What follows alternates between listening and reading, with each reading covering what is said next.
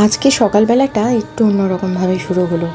ভরপুর বৃষ্টির পরে আজকে সকালবেলাটায় রোদ আছে দেখলাম হালকা, কিন্তু আমাদের সকালবেলাই উঠতে হয়েছে আর বেরোনোর দরকার পড়েছে, কারণ আজকে মহুলের স্কুলে পিটিএম আছে। তো সকাল সকালে আমরা দুধ চা আর একটু হালকা স্যান্ডউইচ করে আমরা বেরিয়ে গেলাম সকালবেলা 8টার সময়, মানে 7টা থেকে 8টা 1 ঘন্টা স্লটে ওর বুকিং পড়েছে।